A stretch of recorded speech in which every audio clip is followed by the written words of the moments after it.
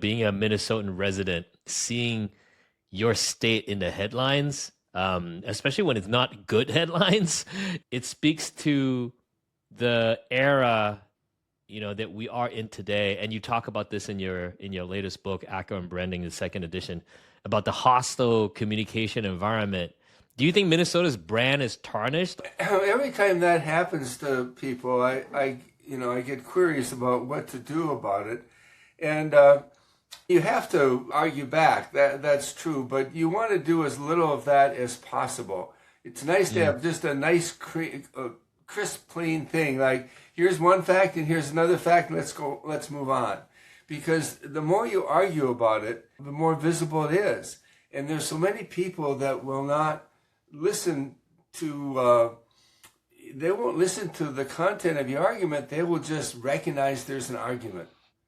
And if there's an argument, that means that there's some people that believe there's a problem. And that's kind of what they're left with. A good example is Audi. They had a sudden acceleration problem that was where they were accused of having defective engineering. And they proved that wasn't the case. It was driver error. And they kept arguing back, saying, no, we're not at fault. And they couldn't sell Audis for 15 years in this country. It just never left them.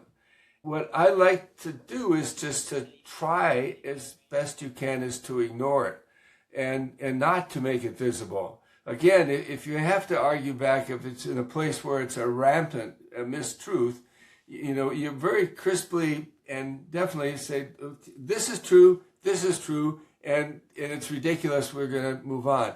And then what's really important is to change the conversation. And if you can change it back to Minnesota nice, maybe you can make it newsworthy. Maybe there can be a series of stories that are emotional and reflect Minnesota nice. Walmart had a problem where they had a terrible reputation because of the way they presumably treated employees, the way they used their suppliers were people that used underage labor, and they were bad on their communities. It was really awful, and to the point where a sizable percentage of America would not shop at Walmart. And then 7 years ago, the CEO was on a camping trip with a friend who was an environmentalist who challenged him to do something. And after a year and a half of research and experimenting, they started this environmental program where they changed the trucks, they changed their lighting, they did all kinds of things. They made a huge difference in terms of environmental measures, huge difference. And there was an article soon after that said it's hard to hate Walmart anymore. They didn't change the conversation, but at least they provided an alternative conversation. And my advice to Minnesota would be the same.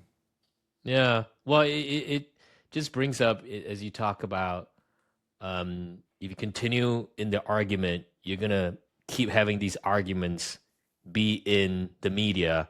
So instead of that, like you said, pivot to maybe it's stories about taking in these refugees. We are nice. We take in Hmong population. We take in Somalians. We take in people that are desperate. We take in people that are, that's looking for achievement and to be successful.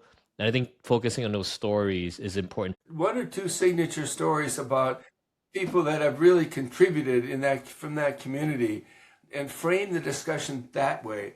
There's probably the most influential book that I've read is one by a linguist at the University of Berkeley, George Lakoff. And he wrote a book, Is There an Elephant in the Room? He wrote several, actually. But his point was, it's not who has the best argument that wins. It's the one that chooses what the argument is about.